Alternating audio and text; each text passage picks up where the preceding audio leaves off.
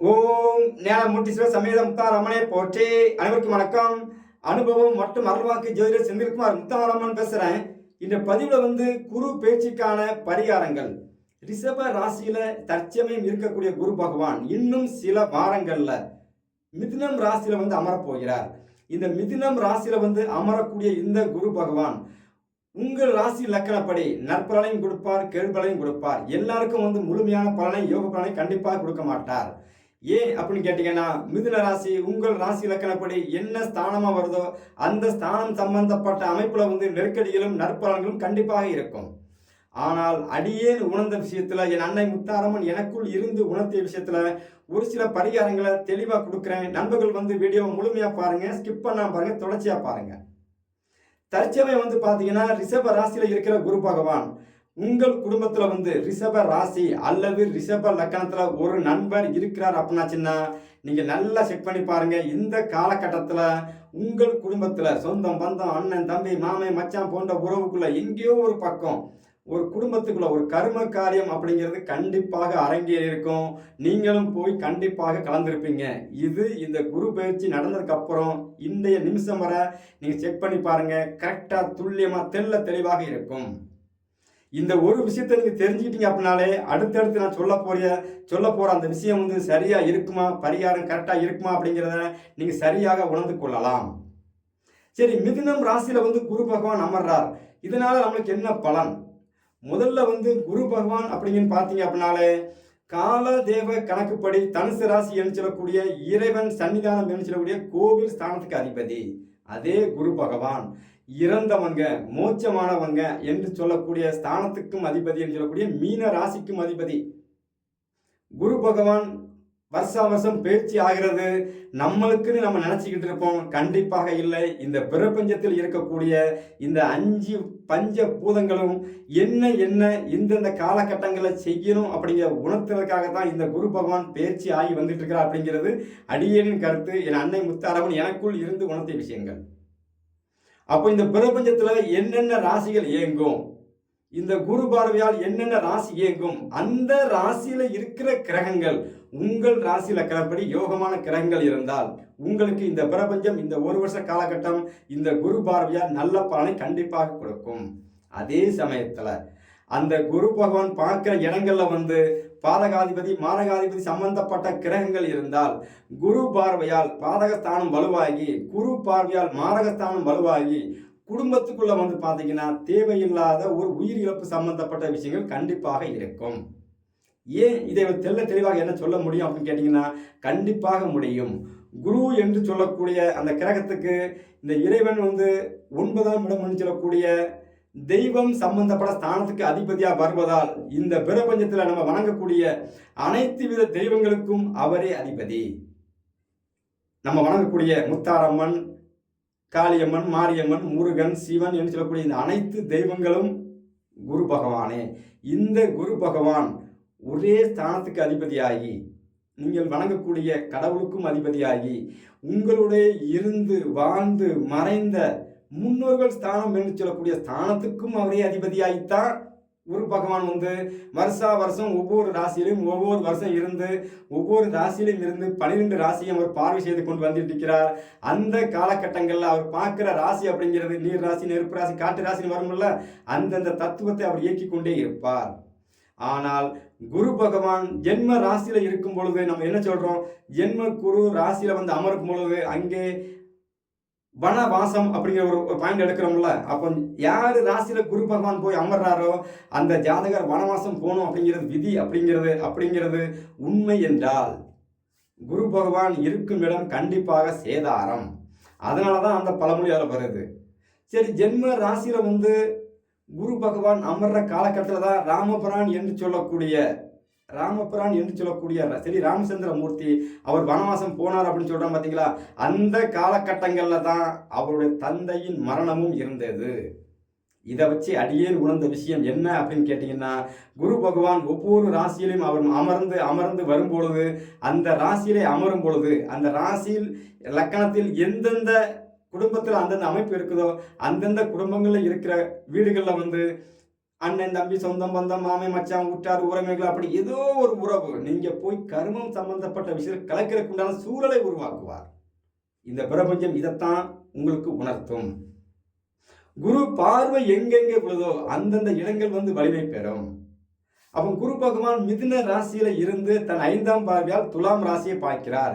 துலாம் ராசி உங்கள் ராசி லக்கணப்படி என்ன ஆதிபத்தியம் பெற்று வருதோ, எந்த ஸ்தானத்துக்கு அதிபதியா வருதோ, அப்போ துலாம் ராசியில் என்ன கிரகங்கள் இருக்கோ அந்த துலாம் ராசி சம்பந்தப்பட்ட அமைப்புகளையும், அந்த துலாம் ராசியில் இருக்கக்கூடிய கிரகங்கள் நல்ல கிரகமாக இருந்தால் அதோடு சேர்த்து நற்பலனையும் கொடுப்பார். ஏன்னா குருவின் பார்வை அப்படிங்கிறது 5வது பார்வை, குலதெய்வ பார்வை என்று சொல்லக்கூடிய குழந்தை பார்வை.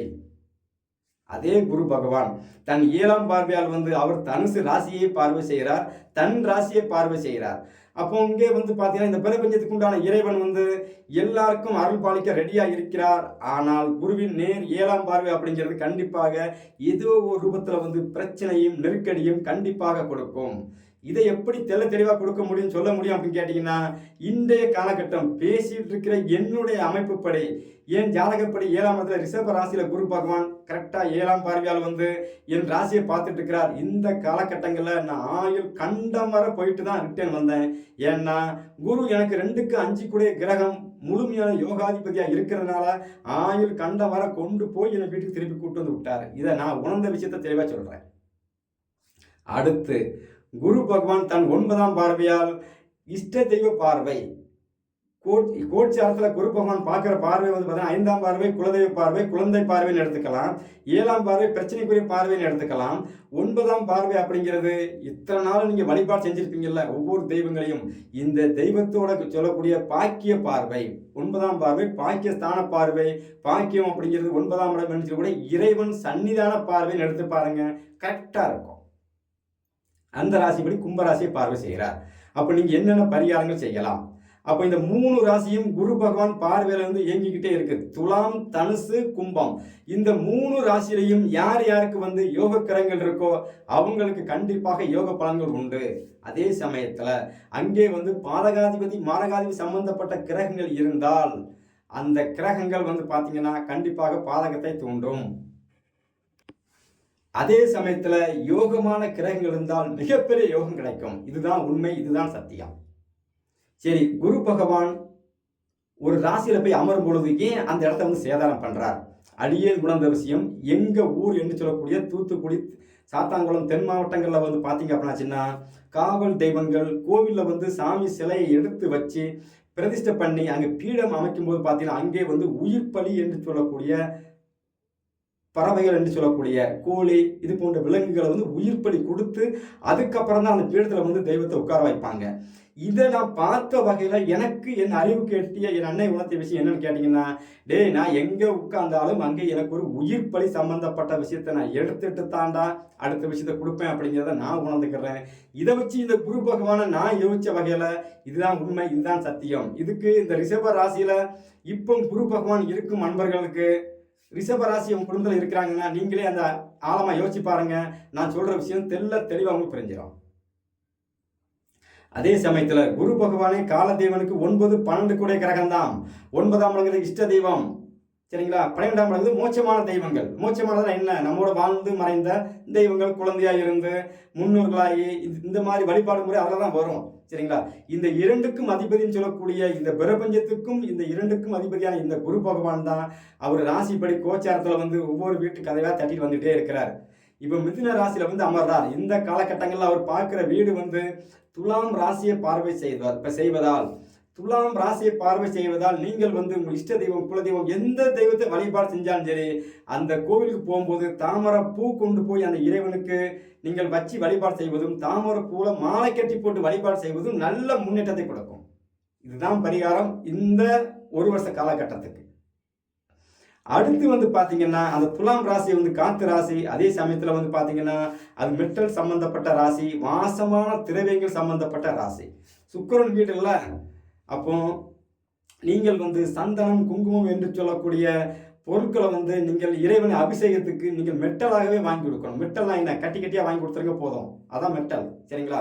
வாசனை திரவியம் சொல்லக்கூடிய சாம்பிராணி போன்ற பொருட்கள், இது போன்ற பொருட்களை கொடுத்தீங்கன்னா அவங்களே தட்டி போட்டாங்க சாம்பிராணி போட்டுக்குவாங்க. இந்த மாதிரி வாங்கி கொடுப்பது நல்ல முன்னேற்றத்தை கொடுக்கும். அடுத்து வந்து தன்னுடைய 7ஆம் பார்வையால் வந்து அவர் வந்து பிரபஞ்ச அமைப்புப்படி 9ஆம் இடத்தையே பார்வை செய்கிறார். தன்னுடைய வீட்டையே பார்வை செய்கிறார். அப்போ இந்த காலகட்டம், ஏன்னா அது வந்து உயிருள்ள ஜீவன் சம்பந்தப்பட்ட ராசி. குரு பகவான் இருக்கும் ராசியும் உயிருள்ள ஜீவன் சம்பந்தப்பட்ட ராசி. அவர் பார்க்கிற ராசியும் வந்து பார்த்தீங்கன்னா உயிருள்ள ஜீவன் சம்பந்தப்பட்ட ராசி. காலதேவ கணக்குப்படி 9ஆம் இடம் என்று சொல்லக்கூடிய ராசி. இறைவன் சன்னிதானத்தை அவர் பார்க்கிறார். அப்போ கோவில்களில் போய் கோவிலில் வந்து பசுமாடு இருக்கும் பார்த்தீங்களா, அந்த பசுமாடுகளுக்கு நீங்கள் உணவு கொடுத்துட்டு வந்துக்கிட்டே இருங்க. கையில் காசு நிறையா இருக்குது, ஒரு சின்ன பசுமாடு கண்ணுக்குட்டி ஒன்று வாங்கி இயலாமையில் இருக்கவங்களுக்கு தானம் கொடுக்கலாம். நல்ல பரிகாரம் இதுதான். கண்ணுக்குட்டி பரிகாரம் கொடுப்பது, பசுமாடு கண்ணுக்குட்டி வாங்கி பரிகாரம் கொடுப்பது மிகப்பெரிய யோகம். அது உயிருள்ள ஜீவன் சம்பந்தப்பட்ட ராசியாக வருவதால் அதே சமயத்தில் அவ்வளோ தூரம் செய்ய முடியாது அப்படின்னாச்சுன்னா கோவில்களில் போய் சின்ன சின்ன கோவிலாக இருந்தாலும் சரி, பெரிய பெரிய கோவிலாக இருந்தாலும் சரி, அது இஷ்ட தெய்வம் கோவிலாக இருந்தாலும் சரி, எந்த தெய்வம் கோவிலாக இருந்தாலும் சரி, அந்த கோவில்களில் வந்து அந்தந்த கோவில் சம்பந்தப்பட்ட, இப்போ ஒரு காவல் தெய்வம் கோவிலில் போறீங்கன்னா ஒரு குதிரை, சரிங்களா, குலதெய்வம் கோவிலில் போய் நம்ம வழிபாடு செய்ய போறோம்னா குலதெய்வத்துக்கு என்ன, தெய்வத்தின் பேர் என்ன, அந்த தெய்வத்தின் வாகனம் என்னன்னு என்று சொல்லக்கூடிய வாகனம், சரி பசுமாடு காளமாடு யானை இப்படியெல்லாம் ஒவ்வொரு வாகனம் இருக்குல்ல, ஒவ்வொரு தெய்வத்துக்கும் அந்தந்த தெய்வம் சம்பந்தப்பட்ட வாகனங்கள் சம்பந்தப்பட்ட மெட்டல், அதாவது பித்தளை என்று சொல்லக்கூடிய மெட்டலில் வந்து நீங்கள் வந்து ஒரு உருவ பொம்மை மாதிரி ஒன்று வாங்கி கொண்டு போய் கோவிலில் கொடுக்கலாம். இப்போதான் சொன்னால் அது உயிருள்ள ராசி, அந்த ராசியில் கொண்டு போய் மெட்டல் பொருள் கொடுத்தா எப்படி அது சக்ஸஸ் ஆகும்னு கேட்டிங்கன்னா கண்டிப்பாக ஆகும். நீங்கள் ஒரு யானை பொம்மையை வந்து மெட்டலில் வாங்கி கொடுக்குறீங்க, அல்லது சிங்கம் சம்மந்தப்பட்ட பொருள், அல்லது காமதேனு சம்மந்தப்பட்ட ஒரு மெட்டலில் ஒரு சாமி சிலை மாதிரி ஒன்று வாங்கி கொடுக்குறீங்க அப்படின்னாச்சுன்னா அதை கொண்டு போய் கோவிலில் வைக்கும் பொழுது அங்கே பூஜை போடுவாங்க. பூஜை போடும்போது அங்கேயே அது உயிர் பெறும். அப்போ அது உயிருள்ள ஜீவன் சம்பந்தப்பட்ட ராசி. ஏன்னா கண்ணுக்குட்டி தானே சொல்லிட்டோம், 10,000 ரூபா வரும், முடியாது. 1000 ரூபாய்க்கு ஒரு குபேர பொம்மை வாங்கி கொண்டு கோயிலில் கொடுக்கலாம்ல, 1000 ரூபாய்க்கு ஒரு சிவலிங்கம் சம்பந்தப்பட்டவர் வாங்கி கோயிலில் கொடுக்கலாம்ல, ஒரு 500 ரூபாய்க்கு இல்லை ஒரு 300 ரூபாய்க்கு ஒரு சின்ன யானைக்குட்டி பொம்மை வாங்கி, இது போன்ற பொருட்களை, மெட்டல் பொருட்களை உயிர் உள்ள நீங்கள் வாங்கி கொடுக்குறது உயிர் இல்லாத மெட்டல் பொருட்கள், அது கோவில் கருவறைக்குள் வைக்கிற மாதிரி வாங்கி கொடுத்துட்டீங்க அப்படின்னாச்சுன்னா அது அங்கே வந்து டெய்லி மந்திரங்கள் சொல்லி சொல்லி பூஜை போடும்போது அங்கே அது உயிர் பெற்று அந்த இறைவன் வாகனமாக மாறும். இந்த பரிகாரத்தையும் செய்யலாம். உங்கள் குடும்பத்தில் வந்து உயிர் இழப்பு சம்பந்தப்பட்ட விஷயங்கள் குடும்பத்தில் மட்டுமல்ல, நீங்கள் போய் அதிகமாக கலந்து கொள்ளக்கூடிய சூழல் உருவாகாது. சரிங்களா? இது போன்ற பரிகாரம் செஞ்சுட்டு வரலாம். அடுத்து வந்து பார்த்தீங்கன்னா தன் 9ஆம் பார்வையால், பாக்கிய பார்வையால், கடைக்கன் பார்வையால் அவர் பார்க்கக்கூடிய பார்வை கும்பராசி. கும்பராசி அப்படிங்கிறது வந்து பார்த்தீங்கன்னா அது வந்து காத்து ராசி. அப்போ இவங்க என்னென்ன பரிகாரம் செய்யலாம்னு கேட்டிங்கன்னா அதே சமயத்தில் அது காத்து ராசி. ஆனால் உயிருள்ள ஜீவன் ராசி, இடம் விட்டு இடம் நகராத மரம் செடி கொடிகளை குறிக்கிறதுக்கு உண்டான ராசி. அப்போ அந்த ராசி அப்படிங்கிறது காத்து ராசி. பழங்கள் தானம் கொடுத்துக்கிட்டே இருங்க. இந்த காலகட்டங்களில் பழங்கள் தானம் கொடுங்க. ஒரு கோவிலில் நிறைய இடங்கள் சௌரியமாக இருக்குது, சிறப்பாக இருக்குன்னா அந்தந்த கோவில்களில் கோவில் நிர்வாகத்தில் கேட்டு பல மரக்கன்றுகள், சரிங்களா, அதாவது மரத்தில் வந்து கொடியில் காய்க்கக்கூடிய பழங்கள் இல்லாமல் மரமாக வளர்ந்து அங்கே காய்க்கக்கூடிய கொய்யா மரமாக இருக்கட்டும், சப்போட்டா மரமாக இருக்கட்டும், இது போன்ற மரம் செடி கொடிகளை வந்து மரம் சம்பந்தப்பட்ட கன்றுகள் கோவில்களில் கொண்டு போய் நீங்கள் வாங்கி வச்சுட்டு அந்த கோவிலில் தண்ணி ஊற்றுறதுக்கு உண்டான சூழலையும் அமைச்சு கொடுத்துருங்க. நல்ல முன்னேற்றம் இருக்கும். உங்களுக்கு வந்து இந்த குரு பார்வையால் கிடைக்கக்கூடிய யோகங்கள் மிகப்பெரிய யோகமாக இருக்கும். சரி, இது பார்க்கும் இடத்துக்கு நம்ம பரிகாரம் எடுத்தாச்சு. அங்கே ஒருவர் குரு பகவான் மிதுன ராசியில் உட்கார்ந்துருக்கிறாருலப்பா, எனக்கு பரிகாரம் சொல்லப்பா, ஏன் ராசியில் வந்து உட்கார்ந்தா நான் என்ன பண்ணுறது அப்படின்னு கேட்குறீங்கல்ல, உங்களுக்கு தாங்க முக்கியமான ஒரு பரிகாரம்.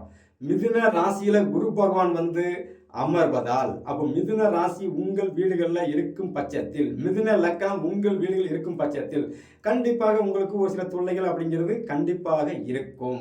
நீங்கள் செய்யக்கூடிய பரிகாரங்கள் என்ன? சரி, உங்களுக்கு 7க்கும் 10 கூட குரு பகவான் தான் ராசியில் வந்து அமர்றார். காலதேவ கணக்குப்படி 9, 12 உங்கள் ராசி லக்கணப்படி அவர் வந்து பார்த்தீங்கன்னா 7, 10 தொழில் லாபங்கள், பார்ட்னர்ஷிப் பிரச்சனை, இது போன்ற விஷயங்கள் இல்லாமல் இருக்க, தொழில் சம்பந்தப்பட்ட விஷயத்தில் வந்து தொல்லை இல்லாமல் இருக்க, தொழில் நஷ்டங்கள் ஏற்படாமல் இருக்க, குடும்பத்திலையும் தேவையில்லாத சம்பந்தப்பட்ட கெட்ட விஷயம் நடக்காமல் இருக்க நீங்கள் செய்யக்கூடிய பரிகாரம் என்னன்னா, குரு பகவான் அமர்ந்திருக்கும் வீடு, அந்த வீட்டின் தன்மை என்ன அப்படின்னு கேட்டினா காத்து ராசி, உயிருள்ள ஜீவன் ராசி. அதே சமயத்தில் அந்த ராசி வந்து பறவைகளுக்கு உண்டான ராசி. அப்போ இந்த ஒரு வருஷ காலகட்டம் உங்களுடைய இஷ்ட தெய்வம் கோவிலில் ஒரு கோவிலில் இப்போ சிம்பிளாக எடுத்துக்கலாம், இஷ்ட தெய்வம் கோவிலில் போய் சாமி கும்பிட்றீங்க, அந்த கோவிலில் வந்து சேவல் பலி கொடுக்குறாங்க அப்படின்னாச்சுன்னா, சேவல் பலி கொடுத்து வழிபாடு செய்வாங்கன்னா, அந்த கோவிலுக்கு மறக்காம நீங்கள் சேவல் கோழி ஒன்று வாங்கி கொண்டு போய் காணிக்க கொடுத்துருங்க. மிகப்பெரிய பரிகாரம், ஒரு பிரச்சனை கிடையாது. அது உயிருள்ள சீவன் சம்பந்தப்பட்ட ராசி, பறவைகளுக்கு உண்டான ராசியாக வருவதால், சரிங்களா, நீங்கள் வந்து கோழி என்று சொல்லக்கூடிய பறவை அதை கொண்டு போய் அந்த கோவிலில் கொண்டு போய் கொடுத்தீங்கன்னா, அந்த கோவிலுக்கு அந்த இறைவனுக்கு அவங்க அதை காவு கொடுத்து அதை வழிபாடு செஞ்சுக்குவாங்க. உங்களுக்கு வந்து குடும்பத்தில் எந்த ஒரு தோஷமும் கண்டிப்பாக அண்டாது. அடுத்து, சரி இதை மட்டும் செஞ்சால் போதுமா, எங்களுக்கு அந்த மாதிரி ஒரு கோவில் இல்லை, நாங்கள் என்ன பண்ணுறது, அடுத்த கேள்வி வரும்ல. எங்கள் இஷ்டதெய்வம் கோயில் வந்து சைவ பூஜையாக இருக்குது, நாங்கள் என்ன பண்ணுறது, அசைவ பூஜை இருந்ததுன்னா கோழியை கொண்டு வாங்கி கொடுத்துக்கலாம்ப்பா. சரி சரி, கோழியே இல்லைன்னா அங்கே ஆடு மாடு தான், ஆடு தான் விட்டுறாங்க அப்படின்னா என்ன பண்ணுறது, ஒரு ஆட்டுக்குட்டி ஒன்று வாங்கி கொடுக்க கோயிலில் காணிக்க கொடுங்க, இது போன்ற விஷயம் செஞ்சுக்கிடுங்க. சரி அதுவும் இல்லையாப்பா என்ன பண்ணுற, சிம்பிளாக இன்னும் எளிமையாக சொல்ல அப்படின்னாச்சுன்னா, ஒன்றும் வேண்டாங்க, சேவல் வந்து யார், சேவல் குறி வச்சு கையில் வச்சுக்க யார் வச்சிருக்கிறா, முருகப்பெருமான் வச்சிருக்கிறாரா, வேலை முடிஞ்சு போச்சு. சரிங்களா, அருகில் இருக்கிற முருகன் கோவில், பெரிய பெரிய ஸ்தலங்களில் இருக்கக்கூடிய ஆறுபடை வீடு என்று சொல்லக்கூடிய முருகன் கோவிலை கொடுத்தாலும் சரி, அருகில் இருக்கிற முருகன் கோவிலை ஒன்று கொடுத்தாலும் சரி, ஒரு சேவல் கோழி ஒன்று வாங்கி அந்த முருகன் கோவிலை வந்து ஒரு 3 முறை 9 முறை வலம் வந்து அந்த கோவிலில் கொண்டு போய் அந்த கோழியை வந்து இறைவனுக்கு காணிக்கையாக கொடுத்துருங்க. உங்களுடைய ராசி லக்கணப்படி இந்த குரு பகவான் என்ன ஆதிபத்தியம் பெற்று வந்து அவர் மிதுன ராசியில் இருந்தாலும் சரி, மிதுன ராசியில் இருக்கும் அன்பர்களுக்கு குரு பகவான் எந்த இடத்துல இருந்தாலும் சரி, இந்த ஒரு வருஷ காலகட்டம் உங்களுக்கு மிகப்பெரிய தொல்லை அப்படிங்கிறது கண்டிப்பாக இருக்காது, சத்தியமாக இருக்காது. செஞ்சு பாருங்க, ஒரு தடவை செஞ்சு பாருங்க. டெய்லி இதை செய்ய அதை செய்யணும்னு சொல்லிட்டே இருக்கிறானப்பா அப்படின்னு நீங்கள் யோசிச்சு ஒரு பரிகாரத்தை செஞ்சு பாருங்க, நல்ல முன்னேற்றங்கள் இருக்கும். ஏன்னா அவர் இருக்கும் ராசியை கெடுப்பார் அப்படிங்கிறதுனால, அது பறவைகள் சம்பந்தப்பட்ட ராசியாக வருவதால். சரிங்களா, கோழி பறவை தானேங்க. சரிங்களா, ஒரு கோழி உயிருள்ள ஒரு கோழியை ஒன்று வாங்கி நீங்கள் குலதெய்வம் கோயிலுக்கு இஷ்டதெய்வம் கோயிலுக்கு நீ காணிக்க கொடுங்க. இல்லை நீங்களே கிடா வெட்டி பொங்கல் வச்சு சாமி கும்பிட்ற அமைப்பு இருக்குன்னா, இந்த காலகட்டத்தில் வந்து கோழியை அறுக்கலாம்னா கோழியை சேர்த்து நீங்கள் அந்த அந்த பூஜையில் பயன்படுத்திங்க, நல்ல முன்னேற்றங்கள். சரி எதுவுமே முடியாது அப்படின்னாச்சுன்னா, அருகில் இருக்கிற முருகன் கோவிலாக இருந்தாலும் சரி, ஆறுபடை வீடு முருகன் கோவிலாக இருந்தாலும் சரி, முருகன் கோவிலில் கொண்டு போய் சேவல் கொடியவனுக்கு ஒரு சேவல் ஒன்று காணிக்க வாங்கி அந்த இறைவன் சன்னிதானத்தில் வந்து விட்டுட்டு நல்லா சாமி கும்பிட்டுட்டு நீங்கள் திருப்தியாக வந்தீங்கன்னா, இந்த குரு பயிற்சி உங்களுக்கு தொல்லையே கொடுக்காது. ஏன் அதில் சேவல் வருது முருகப்பெருமானுக்கு, கொஞ்சம் ஆழமாக யோசிச்சு பாருங்க. மிதுன ராசியில் உட்கார்ந்துருக்கிறார். சரிங்களா, மிதுன ராசியில் இருக்கிற குரு பகவான் இருக்கிற ராசிக்கு நேர் 6வது ராசி உங்களுடைய ராசி லக்கணப்படி கடன் ராசியாக வரும். அந்த ராசி வந்து விருச்சிக ராசி, செவ்வாய் பகவான் ராசி. அந்த செவ்வாய் பகவானை உங்கள் ராசி லக்கணத்துக்கு 6ஆம் அதிபதியாகவே, 6ஆம் அதிபதி பிளஸ் அவர் லாபாதிபதி. அப்போ உங்கள் நல்ல கணக்கு பாருங்க, இந்த ராசியில் பிறந்தவங்களுக்கு வந்து முருகப்பெருமானுக்கு நீங்கள் சேவலை கொண்டு போய் நீங்கள் எப்பா இந்த பிறப்பின் அமைப்புப்படி இந்த என் கடனை இந்த கோழி குஞ்சை வச்சு என் கடனை சரி கட்டிக்கப்பா அப்படின்னு சொல்லிட்டீங்கன்னா, 6ஆம் இடம் கடனை முருகன் ஏற்றுக்கிட்டாரு. இந்த குரு பேச்சியால் இந்த பிரபஞ்சத்தில் உள்ள இறைவன் வந்து இதைத்தான் உணர்த்துறான் அப்படிங்கிறத நான் புரிஞ்சுக்கிட்டேன், என் அன்னை முத்தாரம்மன் அருளால் திருவருளால் ஞானத்தால். நீங்கள் 6ஆம் இடம் என்று சொல்லக்கூடிய கடனை கொண்டு போய் முருகன் கோவிலில் செலுத்தும் பொழுது அங்கே லாபஸ்தானம் மட்டுமே வேலை செய்யும். குருவால் கிடைக்கக்கூடிய விஷயம் 6ஆம் இடம் கடனாக வேலை செய்யாமல், பிரச்சனையாக வேலை செய்யாமல் உங்களுக்கு அது யோகமாக வேலை செய்யும். இந்த ஒரு வருஷ காலகட்டங்கள் குரு பகவான் உங்கள் ராசியில் வந்து அவர் இதைத்தான் சொல்கிறார், நீங்கள் இதைத்தான் செய்ய வேண்டும். இதை செஞ்சீங்க அப்படின்னாச்சுன்னா கண்டிப்பாக உங்களுக்கு வந்து இந்த குரு பயிற்சி இனி வரும் காலங்களில் ஒரு 13 மாத காலகட்டங்கள் உங்களுக்கு வந்து ஒரு நாளும் தொல்லை கொடுக்காது. இந்த குரு பகவான் உங்கள் ராசி லக்கணப்படி இந்த மிதுன ராசியில் போய் அமர்றாருல, அப்போ மிதுன ராசி வந்து உங்கள் ராசி லக்கணப்படி 8ஆம் இடமாக வந்தால், குரு பகவான் 8ல் மறையும் போது பொருளாதாரம் கஷ்டமாகும்ல, அது நிவர்த்தி ஆகும். குரு பகவான் 10ஆம் அதிபதியாகி அவர் வந்து ராசியில் அமர்றார் அப்படின்னா, 10ஆம் அதிபதினா என்ன, கர்மம் சம்பந்தப்பட்ட அமைப்பு தானே. அவன் கர்ம காலத்தில் கலந்துக்கிறதுக்கு உண்டான சூழல் இல்லாமல் 10ஆம் இடம் என்று சொல்லக்கூடிய தொழில் ஸ்தானம் வளர்ச்சி ஆகும். சரி, குரு பகவான் 7ஆம் அதிபதியாக இருந்தால் திருமணம் சார்ந்த விஷயம், மன வாழ்க்கையில் பிரச்சனை வரும்ல.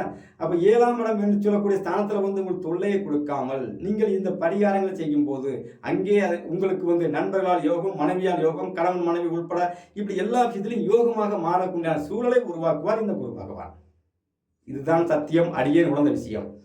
அப்போ 12 ராசியில பிறந்த ஆண்களுக்கு வந்து உங்கள் ஜாதகப்படி இந்த மிதுன ராசி என்ன ஆதிபத்தியம் பெற்று வருதோ அது சார்ந்த விஷயத்துல உங்களுக்கு வரக்கூடிய நெருக்கடிகளையும், அதே சமயத்துல குரு பகவான் என்று சொல்லக்கூடிய கௌரவ அந்தஸ்தையும், இந்த பிரபஞ்சத்தில் இருக்கக்கூடிய அனைத்து தெய்வங்களும், இந்த பிரபஞ்சத்தில் உள்ள நீங்கள் வணங்கக்கூடிய முன்னோர்கள் என்று சொல்லக்கூடிய இந்த பித்ரு தோஷமும் இங்கே கண்டிப்பாக நிவர்த்தியாகும். இந்த பரிகாரம் தொடர்ச்சியாக செஞ்சுட்டு வரும்போது ஒரு தடவை செஞ்சு பாருங்க. வருஷத்துல ஒரு தடவை தான் பரிகாரம் செய்யணும். ஏன்னா குரு பகவானே வந்து பார்த்தீங்கன்னா 12 மாதம் 13 மாதம் இருக்காரு தான் அவர் இடம் விட்டு இடம் மாறி வந்துகிட்டே இருக்கிறார்.